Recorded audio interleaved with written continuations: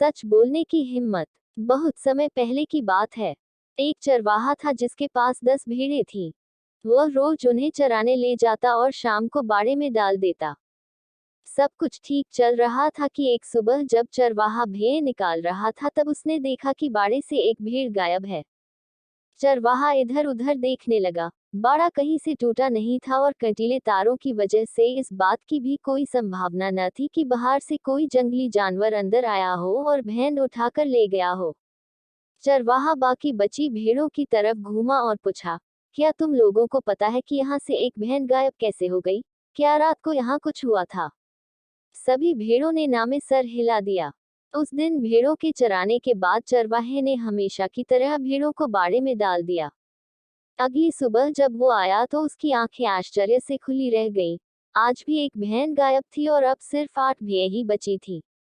इस बार भी चरवाहे को कुछ समझ नहीं आया कि भेड़ कहाँ गायब हो गई। बाकी बची भेड़ों से पूछने पर भी कुछ पता नहीं चला। ऐसा लगातार होने लगा और रोज रात में एक भेड़ गायब हो जाती। फिर एक दिन ऐसा आया कि बाड़े में बस 2 ही भेड़ें बची थीं। चरवाहा भी निराश हो चुका था। मन ही मन वो इसे अपना दुर्भाग्य मान सब कुछ भगवान पर छोड़ दिया था। आज भी वो उन 2 भेड़ों के बाड़े में डालने के बाद मुड़ा। तभी पीछे से आवाज आई, रुको रुको, मुझे अकेला छोड़कर मत जाओ वरना ये भेड़िया आज रात मुझे भी मार डालेगा। विस्मयादिबोधक चिन्ह, उद्धरण चिन्ह। चरवाहा फौरन पलटा और अपनी लाठी संभालते हुए बोला, भेड़िया कहाँ है भेड़िया? भेड़ इशारा करते हुए बोली, ये जो आपके सामने खड़ा है दरअसल भेड़ नहीं, भेड़ की खाल में भेड़िया है। जब पहली बार एक भेड़ गायब हुई थी तो मैं डर के मारे उस रात सोई नहीं थी। तब मैंने देखा कि आधी रात के बाद इसने अपनी खाल उतारी और बगल वाली भेड़ को मारकर खा गया। भेड़िए ने अपना राज खुलता देख वहां से भागना चाहा, लेकिन चरवाहा चौकन्ना था और लाठी से ताबड़तोड़ वार कर उसे वही ढेर कर दिया। चरवाहा पूरी कहानी समझ चुका था और वह क्रोध से लाल हो उठा। उसने भेड़ से चीखते हुए पूछा, जब तुम ये बात इतना पहले से जानती थी तो मुझे बताया क्यों नहीं? भेड़ शर्मिंदा होते हुए बोली, मैं उसके भयानक रूप को देख अंदर से डरी हुई थी। मेरी सच बोलने की हिम्मत ही नहीं हुई।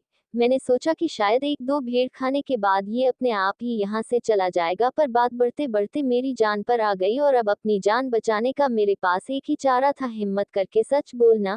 इसलिए आज मैंने आपसे सब कुछ बता दिया। चरवाहा बोला, तुमने ये कैसे सोच लिया कि 1-2 भेड़ों को मारने के बाद वो भेड़िया यहाँ से चला जाएगा? भेड़िया तो भेड़िया होता है, वो अपनी प्रकृति नहीं बदल सकता। जरा सोचो, तुम्हारी चुप्पी ने कितने निर्दोष भेड़ों की जान ले ली। अगर तुमने पहले ही सच बोलने की हिम्मत दिखाई होती तो आज सब कुछ कितना अच्छा होता। भीड़ की तरह हम में से ज्यादातर लोग तब तक चुप्पी मारकर बैठे रहते हैं जब तक मुसीबत अपने सर पे नहीं आ जाती।